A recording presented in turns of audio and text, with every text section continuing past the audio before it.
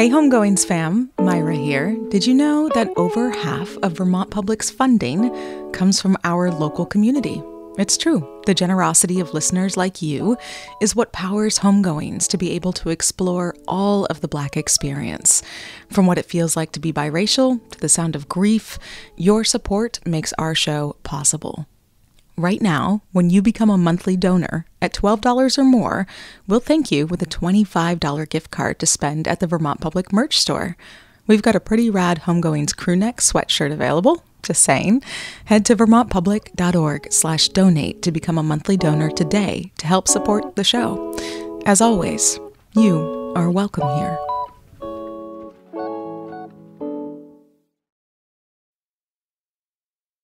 I've been listening to Homegoings, I've been binge listening to it. And let me tell you, your conversations are so profound, important, uncomfortable at times. Here on the show, we ask a lot of our guests. We ask for their time, and a good amount of it, as most of these 40-minute-ish episodes are actually shaped after 2-hour interviews. And we unapologetically ask for their hearts, the things that make them beat, and the things that make them break. I mean, the podcast is such a safe and important space to have conversations that others are not having. I mean, that's what I really liked about your podcast. There wasn't a moment where I felt like you were amplifying trauma or if trauma. I have to say, it has been such an honor to hold this space for these precious stories. And it can't be easy being one of our guests, being pulsed for such deep storytelling and conversations. So it's not lost on me, the nerve it takes to get behind the storytelling mic. Especially since recently, I did it too. I got behind it myself. Welcome to Immigrantly, Myra. I'm so excited. I'm so excited. Thank you for having me. I'm so happy we worked out.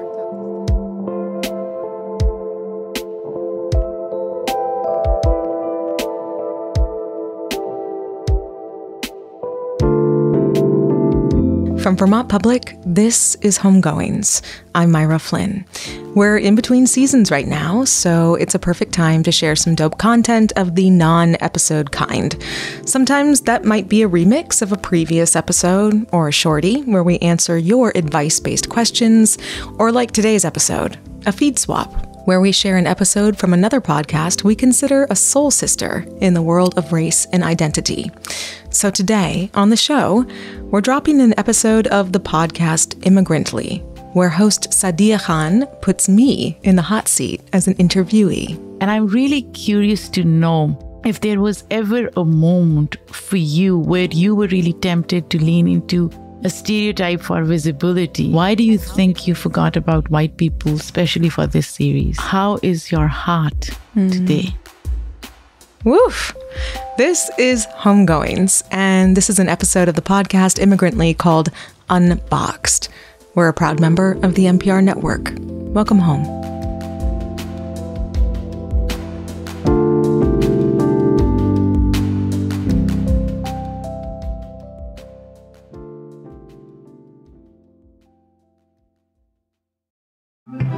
Hey, I'm Anita Rao, and I host a show called Embodied from WUNC.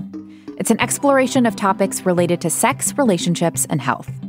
I'm a journalist who understands that conversations about these themes can be intimidating, and that's why I'm here to lead the way. Join me each week to explore important questions about our bodies and society where nothing is off limits. We'll talk about everything from what it's like to be a caregiver to a loved one with dementia, to how folks with disabilities are disproportionately affected by climate change. Find Embodied from WUNC wherever you get your podcasts. To the best of our knowledge, we're curious about everything. I found a post from a gentleman named John who said, I just found out that my great-great-grandfather had a black son. Did you know that the G's came from France? Really? Wait a minute, this is my grandfather's grandfather. That's how the discussion began. To the best of our knowledge, the show that makes your world bigger. Join us. You can find us wherever you get your podcasts. I want to say something that I've been thinking of, meaning to tell you. Your voice. Oh my gosh, you have a perfect podcast voice. That's really sweet. And yeah, to my surprise, I do get that a lot. And you know what's funny is because I've been a singer for such a long time, like 23 years, I actually have a lot of vocal damage in my vocal cords.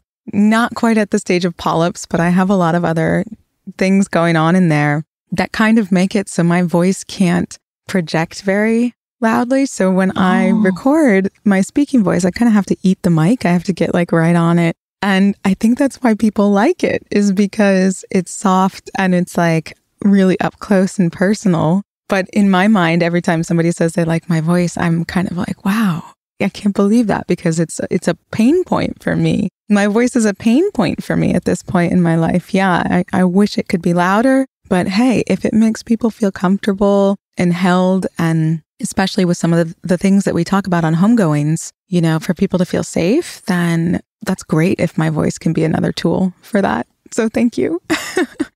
It absolutely is. And Myra, I love your name. It's a common name in Pakistan, believe it or not. Who named you, Myra? And what is the meaning? My name was my grandmother's name. And I don't know that I was named after her. I think my parents just decided they really loved her name as well. And she's one of my very favorite people, rest in peace. So I'm happy to be named after her. And it means quite a few things in different cultures and different languages. For the most part, it's a derivative of Mary in a lot of different cultures. So it's very biblical. But the Hebrew definition I tend to love the most, which is quiet song. So I'll take it.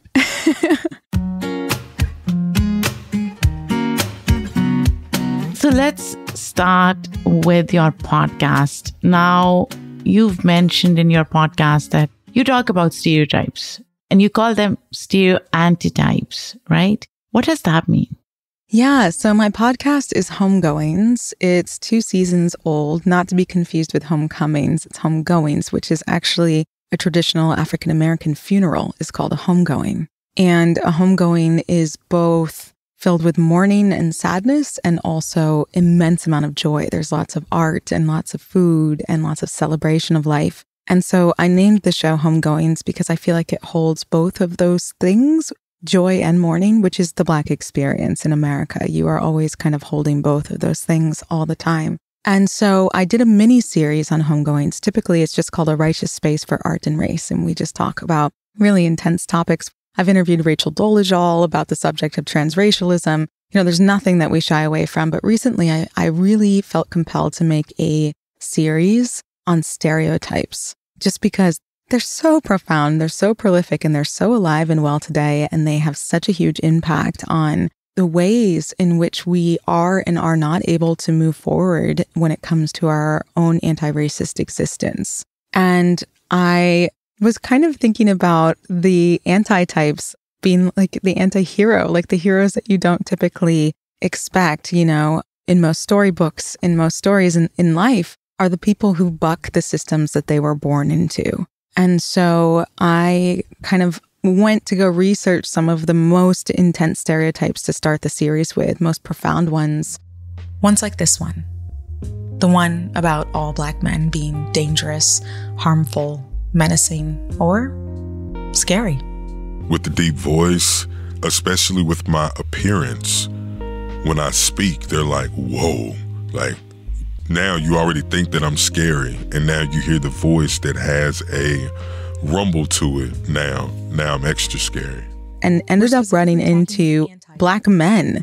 And these men were really, really being impacted by stereotypes in ways that were really life-threatening and life-harming. So I decided to unpack the myth of the deadbeat dad and speak with a couple Black men who actually are wonderful fathers, but what they've had to overcome, including the absence of their own Black fathers, to show up as fathers was just horrible and beautiful. But also the myth of the scary Black man was really important, it felt, to build out.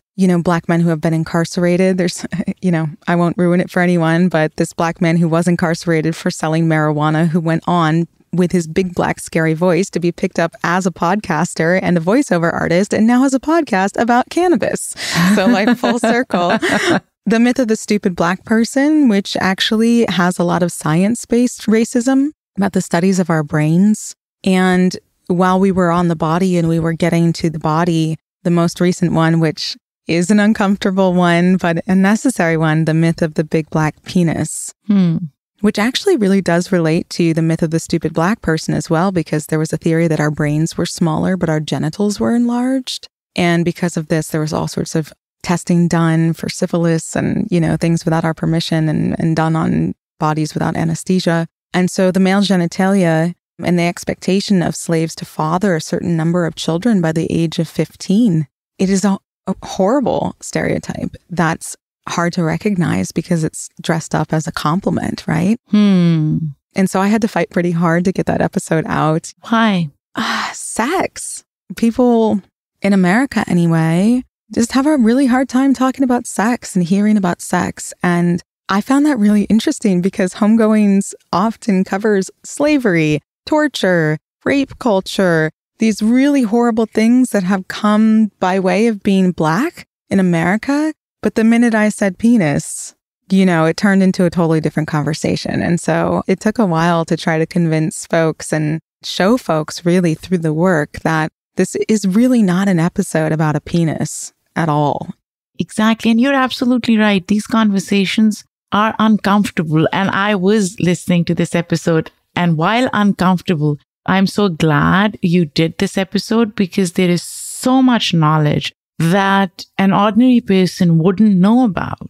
These conversations are important to have. But Myra, I want to circle back to what you said about stereotypes sometimes being positive, right? Perception of a stereotype that may be misconstrued as a positive stereotype, and it can be extremely harmful. When I think of stereotypes around Asian identity, model minority is one, right? And as a South Asian, I feel like from my own experiences, sometimes we lean into these harmful stereotypes because we think they make us more visible in a very skewed, warped way. And I'm really curious to know if there was ever a moment for you where you were really tempted to lean into a stereotype for visibility, and how did you resist or reshape that narrative? Well, for Black women, there's the Jezebel trope, right? That we're all just eager and sexually wanting and born hypersexual. And it's awful, but the idea of you can't really rape a Black woman, right? Because she's already born wanting this. It's a horrible stereotype when you know about it, when you understand where that comes from, but how it shows up and how it can show up, especially as a lighter-skinned Black woman, and the privilege that comes with that, is our country has a real curiosity and appetite for the biracial, sexy, light-skinned, somewhat approachable, but also still a little taboo Black woman. And I would say, as a musician, that has granted me favors in certain rooms. Give me an example. Well, if people find that that is attractive and that is sexy, then people are more willing to market you, or maybe more willing to work with you or record with you because they like the whole package. And, we did do an episode about Black women in the music industry, surviving the spotlight. And I speak about my own sexual assault story at the top of that episode, which was really difficult and also important. But, that's the thing. That's the double-edged sword. That we speak about in the myth of the big Black penis as well. It's it's all fun and games until someone gets raped. It's all fun and games until someone gets incarcerated. It's awesome that you're this 6'5" Black man with a deep voice. Aren't you so cool? Isn't it so rad that you know the hip hop and that you walk with that swagger until you're in jail for doing something menial, right? So, it's really interesting with this series. I almost completely forgot about white people while making it. And I never do that because majority of podcast listeners are still a white audience. And so there has to be have a tender hand holding of learning I want white people who don't know some of these things to feel safe to come back to the podcast to learn them, right? So I often have a lot of scripting that's like, in case you don't know what this means, blah, blah, blah, blah, blah. But not in these series. I just wanted to talk to Black people about how these stereotypes have harmed and affect them, and then what we can do for them. And I really want Black people to listen to this miniseries because I really, truly made it for us. So I have so many thoughts on this. One, why do you think you forgot about white people, especially for this series? I don't want the conclusion of every episode to land on, well, this is bad, but we still have more work to do and we can do it. You know, I don't want it to land on that. I want it to stick with Black men. Why? Well, why? Because then why make a podcast at all? You don't have to keep beating that that drum.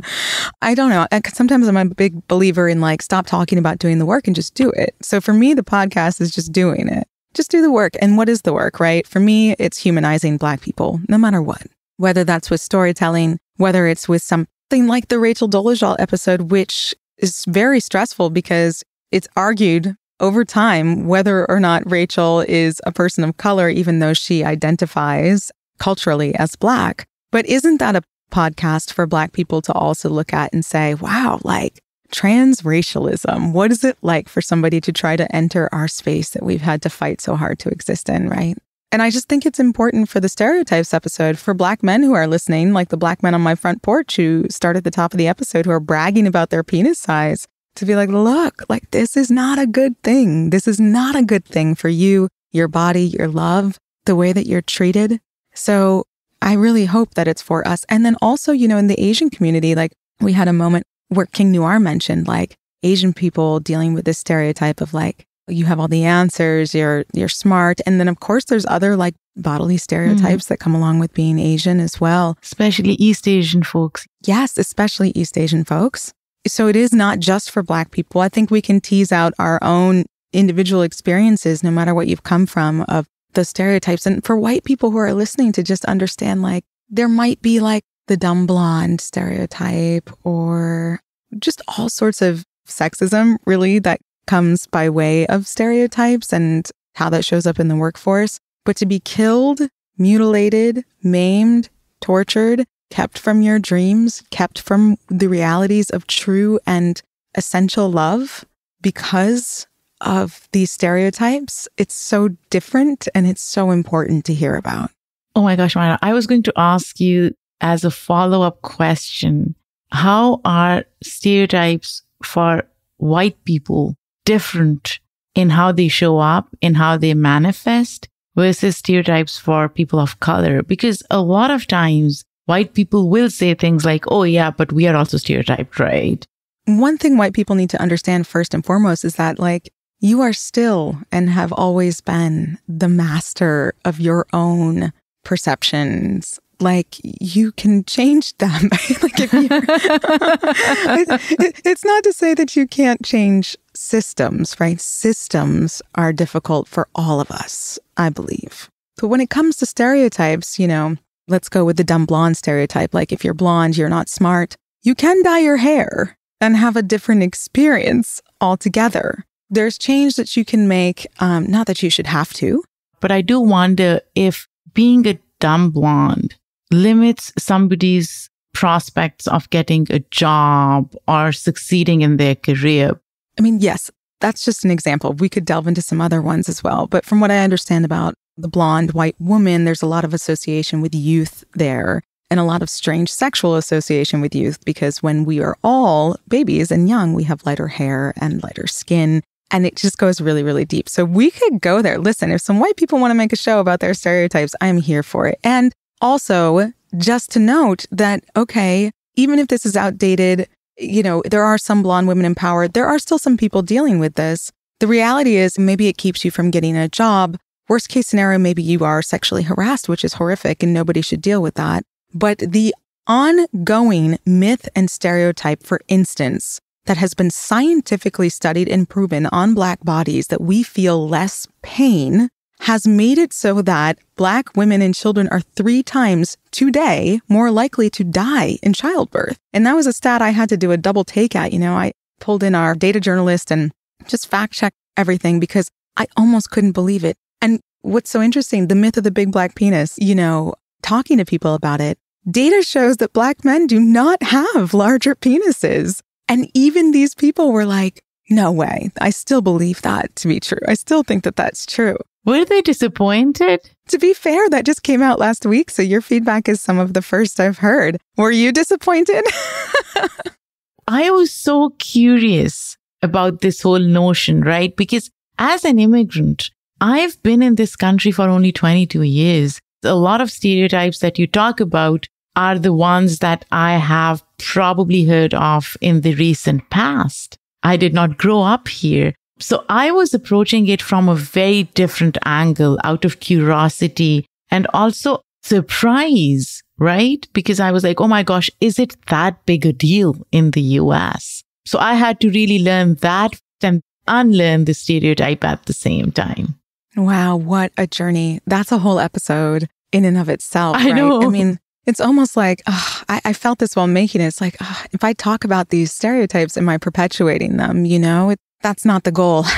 No, but I think you really tackled it so well because you presented a case and then you just debunked it. So it wasn't as if you were reinforcing a stereotype, but for me, I did not know how big a deal it is in American society. And that may be me being naive, right? I'm sure there are a lot of immigrants out there who know of this stereotype, but I can only talk about myself. And that's what was so fascinating. But I could hear disappointment at times. And I wonder if, again, going back to this idea of leaning into seemingly positive stereotypes is something that a lot of us do either consciously or subconsciously without realizing the harmful impact these stereotypes have. Well, I think that's the point, is that they are now seeped into our subconscious. This is why racism in America, anyway, is called systemic. Right. It's from the ground up. It's the waters we swim in. It's the air that we breathe. And so to take a step back and not only talk about some of these, but to just point to them boldly with, and unapologetically. It's not everyone's cup of tea. The people who listen to my podcast are like ready for that on a regular basis. But there are more nuanced ways, right, of course, to talk about these things. But why? Who knows how long we will all have this like very winding down precious moment where Black and brown voices are invited to the rooms to speak at all. So we might as well say it boldly. That's how I feel. And I would also say for you that like, these might be American stereotypes, but people of color all over the world, especially darker skinned people of color, are dealing with their own versions of stereotypes, of their own versions of harm and systemic racism as well. Inarguably, darker skinned people of color are treated the worst. Yeah. Everywhere. Everywhere. So I'd be super curious to learn what waters you're swimming in when it comes to some of those stereotypes, where you're from as well. Yeah, I know that's fascinating. You and I could have a different conversation on your podcast about that. Yes, for sure.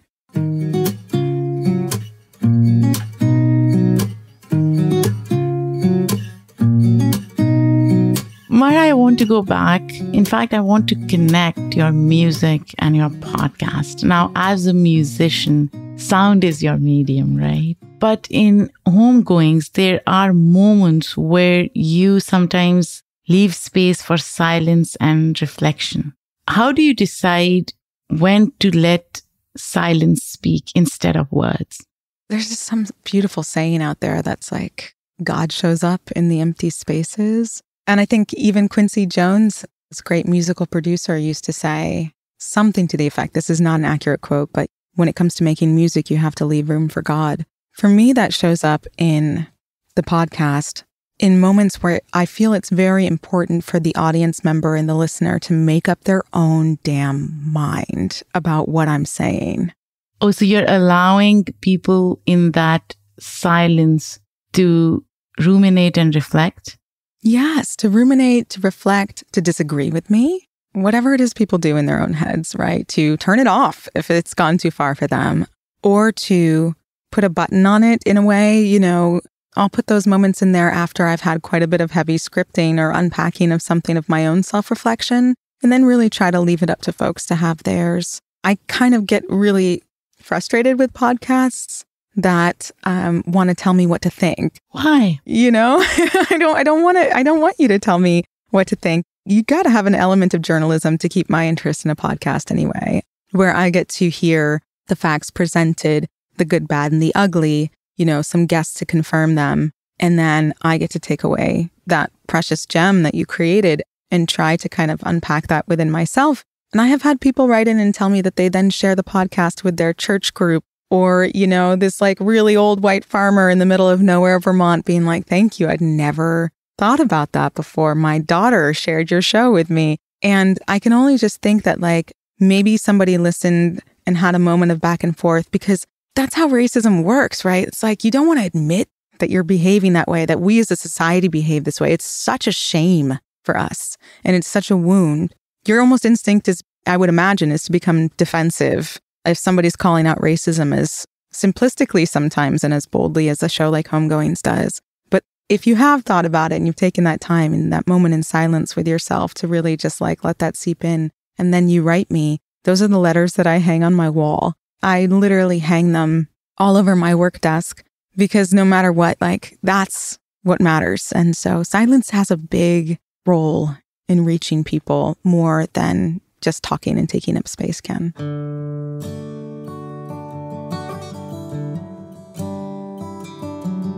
Have you ever had a moment of silence for yourself? Yeah, I think we had an episode on season 1 called Black Men, How Are You Doing? Where I literally just went around asking Black men the question, how are you doing? And nobody would answer me. All the Black men didn't know how. They kept giving me these like life advice stories on, what you got to do is, believe in God and stay true to your family and you'll be okay. And, all these things. And I just stuck with the question. It was really just like, yeah, but how are you doing? I'm asking, how are you doing?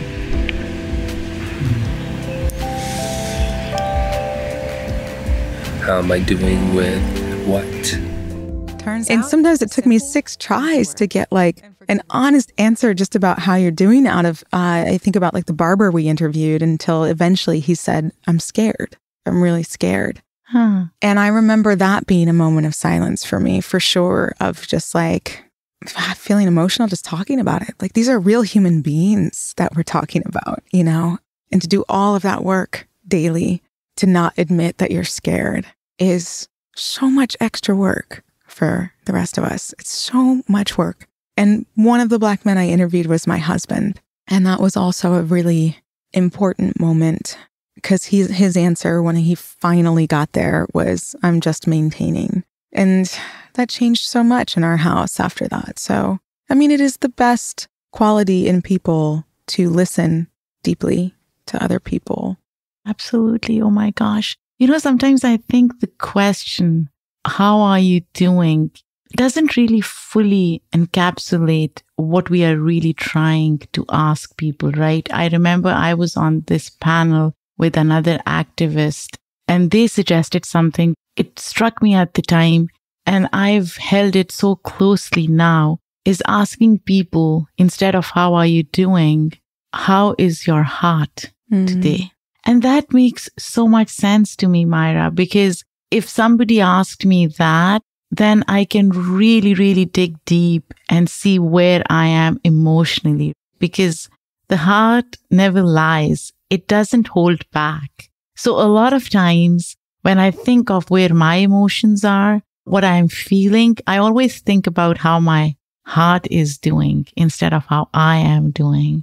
That's great. And that is also a massive privilege, though, in a way, that you're able to tap into that. Because I think what this episode pointed out more than anything is just how difficult it is to even feel the permission to get there. Like, I have a white friend I was kind of paying attention to the other day who has gone through something really hard. And I just watched her like call up her mother and her sister while we were sitting there after we'd been talking about her hard situation for about an hour and a half. Call up her mother and sister and be like, what are you doing? And having them say something and her say, okay, well, I need you to stop soon because I really need you.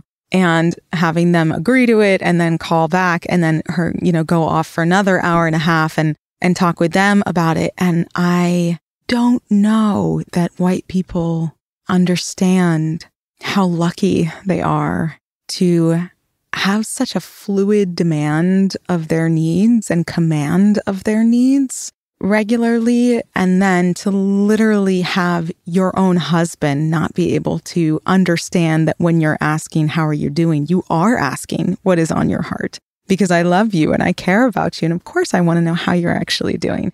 But to me, and especially with a microphone, the posturing and the hiding and the lack of access to that command of emotion or sense of self, or the ability to say, can you come here? I really need you right now. I mean, when's the last time that you said that to someone? I don't remember. Right. I can't imagine saying that to someone. That's something to work on too, right? We all deserve to have a command of our emotions and our needs, but just the fact that culturally it's not automatically baked in. I would say this though. I feel like in a household, in an immigrant household, we are almost reinforcing ourselves not to open up, not to be honest, not to be emotional. It's like we've burdened ourselves with this notion of we have to keep it together for our kids, for our future generations, because we have to make this work. We took a risk. We came here. We left everything. We are a minority. I am a Muslim woman living in the US. Imagine the kind of trauma that I have to go through just watching TV sometimes. But we just try to keep it together. That's something that we keep reinforcing. So maybe within our households, we should have a space or a ritual or something where we can really breathe and say, yes, I can express my emotions, at least to my loved ones. Absolutely. And, I can only imagine that journey. But because as an immigrant in America, every story of being here has an actual journey behind it. I mean, if you didn't keep it together, would you have been able to make that journey in the first place, right? But, once you're here, and now that you're here, and now that we're all here, all of us need societal, structural, equitable support and social support in order to feel like we can just breathe. And if that's not there, then it could be a long time coming. It's not. But what you just said sounds so important, is how to figure that out in your household, right? Like taking control over your close circle and individual world of friends and family, and making that a priority. And also noting, like, we are not immigrating here anymore. We are here. And there's no need to continue passing this along to our children. And that's just called breaking generational cycles. And that is really hard work as well, because especially the loss that comes with breaking those cycles, you lose a lot of people who felt like support for the grander picture of better support. Myra, my biggest fear is that 10 years from now, when I sit down with my girls, I will find out in some form generational trauma that I've passed on to them. And I try to be intentional about it. And I try to make sure that I'm not doing it. But sometimes it happens subconsciously, right? Because I am living a life and I do feel the burden of the life that we've created, right? In some ways. Yeah. I have a daughter. She's 4.5 years old, and we did not care to learn the sex of the baby while we were pregnant. We had zero desire. It was like, what are you going to do? Like, give it back? Like, why? I never understood that. I'll admit, when I learned she was a girl, I was very scared and very sad, because it's very hard. It's very hard not to impart your generational trauma as a woman onto your little girl, because your little black girl, your little brown girls, because the world is just really tough to navigate and survive. It's almost like with a little black boy, I could have been like concretely protecting them. this is what cops do. This is how you respond to them. This is what you do and don't do to say. It's just a little bit more of like a binary instruction, even though, of course, there are these horrible nuanced stereotypes. But with girls, it's like, hey, most of the men you meet by age 10 aren't safe. Hey, you want to be a musician? Please don't. I don't want to tell you what I've been through. Please pick something else. Like, trying to not just see your own mirror in your children is so hard. But it's our job. It is our job. And it gets less and less, that generational trauma, subconsciously as well, through each child. So you have less than your parents subconsciously, even though you're worried about what you have. And your daughters will have less. And then their children, should they have them, will have less. And that's also how that stuff works. And hard boundaries are also really important with anybody who's directly impacting that reinforcement of that trauma in you. And you can feel it in your body when it happens. And that's the person to cut off. And then you say to yourself, this stops with me. And you're able to be proud of that moment where you drew that harsh boundary for the sake of your daughter. So it's a lot.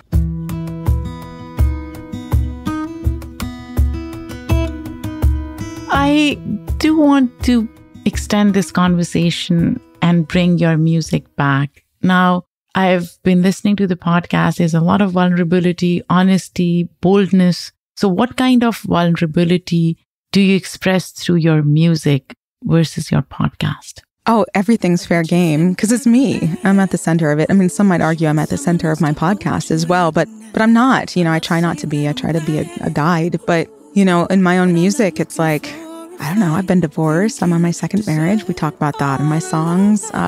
Being a mom is super hard and super rewarding. I talk about that in songs. It's just me. I'm on the chopping block, my heartbreak, my perspective. On the podcast, I'm a journalist. I will still jump in, I think, sometimes with more opinion than most journalists have on my show. For instance, I try to think about the Big Black Penis episode. I did take this moment, and it was one I really toyed with cutting, where I said, it's really wild to think about how people in America can both hate us and simultaneously fantasize about our bodies. I just had to take that moment as a Black person and be like, this is all so wild, because I'm learning so much every time I make one of these too. I didn't know a lot of what I, learned.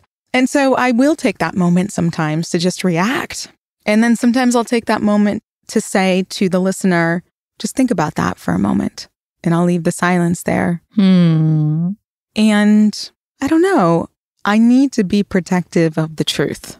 And that's what's most important on the podcast. With music, the truth could change for me moment to moment, minute to minute. And that's more about trying to find storytelling that others can plug into in my story and find, emotionally provoking.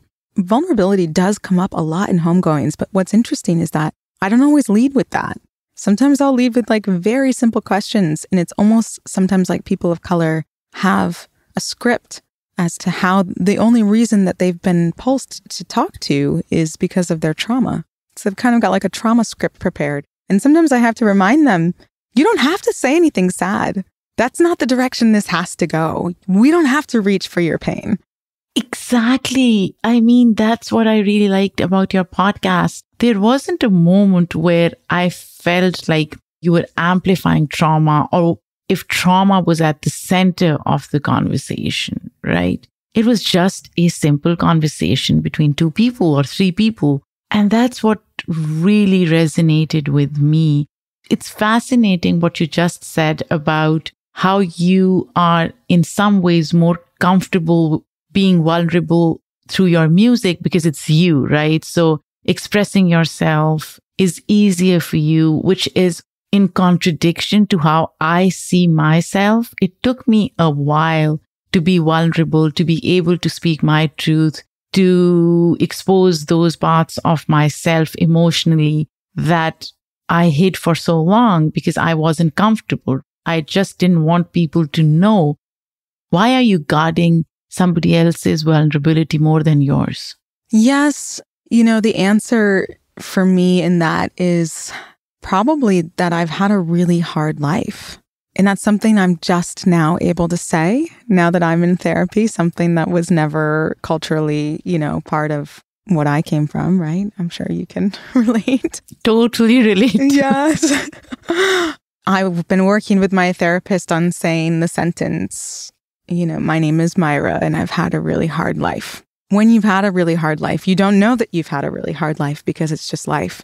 But I do know now. And I know that because I'm 40 years old. I know that because I've had, enough time on this earth to compare lives with other human beings. And I think vulnerability can also be a defense mechanism.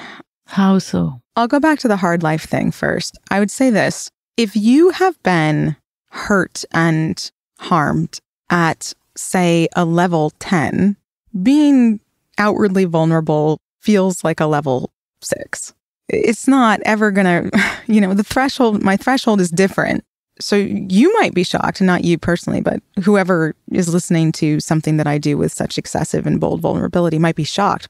It takes me a really long time to understand your shock, to the point that sometimes I've really worried about myself socially because I don't know that I understand when people are having a shocked experience or shocking experience with my work. And it also probably bugs me a little bit about you because I don't experience shock in that same way because life has been so shocking for so long. And then there's also just the fact that if I'm having a hard time with something, I want to talk about it before you do.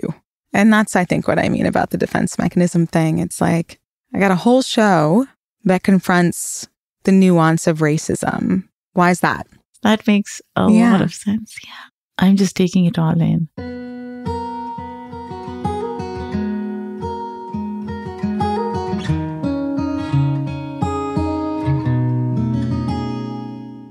If you had to choose one podcast episode that really captures your journey, which would it be and why? Can it be 2 or it has to be 1? It can be 2. It can be 2 if you want. Always asking for more. Sorry.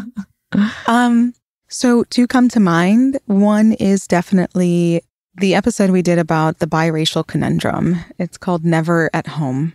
And my father is Irish and my mother is Black. But I identify as Black. That's how it went down in my household. And it just wasn't this split feeling. But speaking with so many biracial people for that episode that is exactly how they're feeling. Never at home, like they have to choose between, which race they are. And I eventually got so curious that I interviewed my best white friend since age 5 and my best Black friend since freshman year of college. And basically just asked them, what do you think about me? How did you categorize me? And so I enter that one a lot. And I felt like that was appropriate. I mean, if somebody asked a question that we were answering about the biracial experience and you have a biracial host. Janice is curious about something I gather many people are curious about because I've heard this curiosity my whole life. She wants to know more about the lived experiences of biracial people. Specifically, people whose racial makeup is Black and white, also known as, me. That's when I feel like it's really important for the host to kind of be a character in the story as well as speaking with so many other biracial folks. Was there an answer that surprised you? No, there wasn't an answer that surprised me, but just to learn the differences in that dis-ease, right, between myself and the other people that we spoke with. There was a generational difference in how somebody perceived themselves biracially. Like in their school, in elementary school, they would do color counts in the classroom. That's how they would make a more equitable classroom, which would be count the Black kids, count the white. And they would joke with her whether or not she was Black or white every other day. Her teachers would do this to her. Oh, wow. Speaking with somebody who really kind of didn't realize he was Black, really, because he grew up in New England and with a white mother and didn't have a Black father in his life until college. And the beautiful experience he shared with me of just that welcome.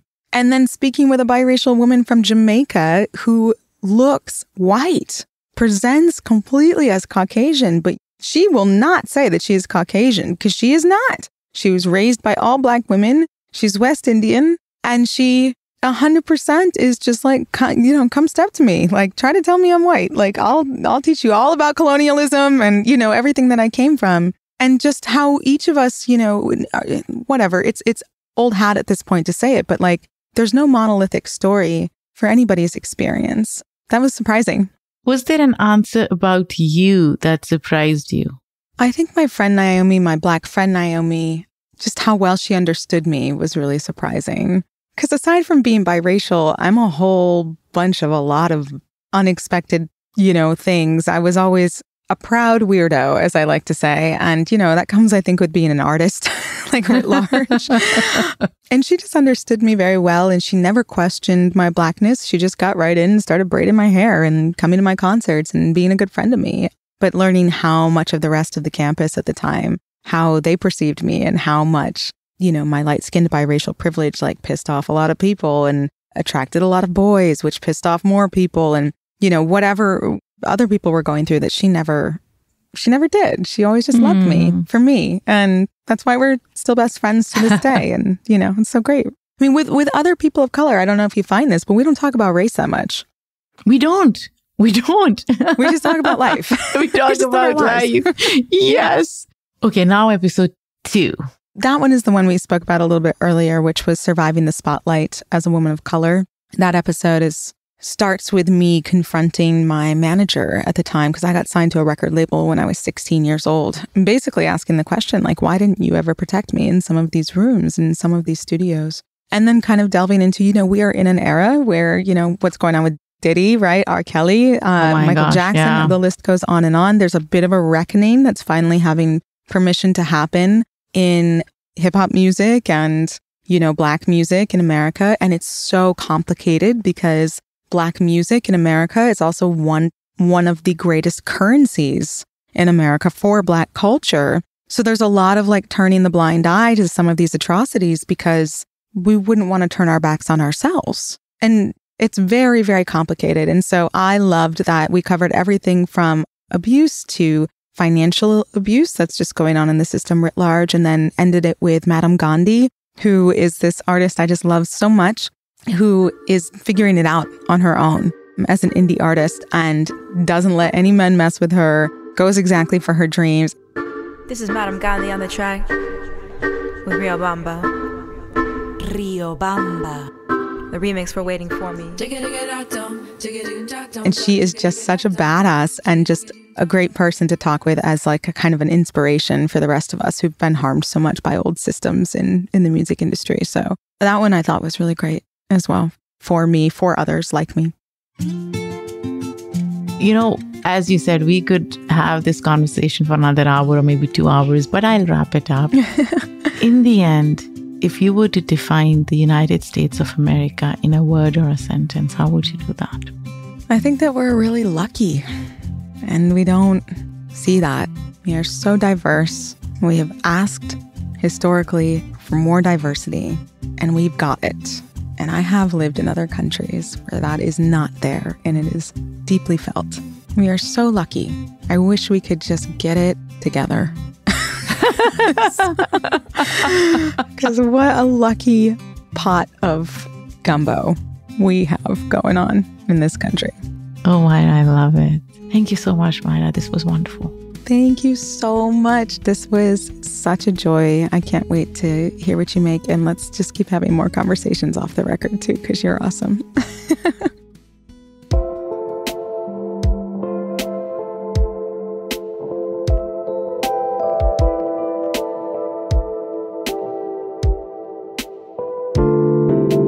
Saadia Khan, thank you for having me on your show, for wanting to know more about me and what we make here, and for letting us share this episode of Immigrantly here on Homegoings. And thank you, homies, for listening. It's been a pleasure being here with you. This episode was produced and written by Saadia Khan, with editorial review and sound design by Shen Yu. Haziq Ahmad Farid edited the episode. Music for Immigrantly is created by Simon Hutchinson, and the Homegoings theme music is by me, Myra Flynn.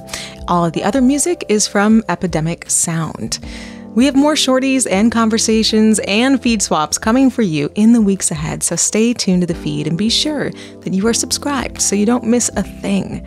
If you have thoughts, reflections, or asks of me as your host about who we should talk to, what we should explore next, or if you have a shorty, write to me at hey@homegoings.co. As always, you are welcome here.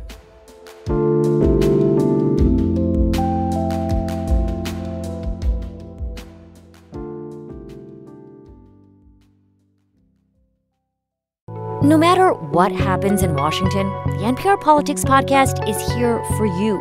For the latest news, insights, and analysis from the election and beyond, listen to the NPR Politics Podcast.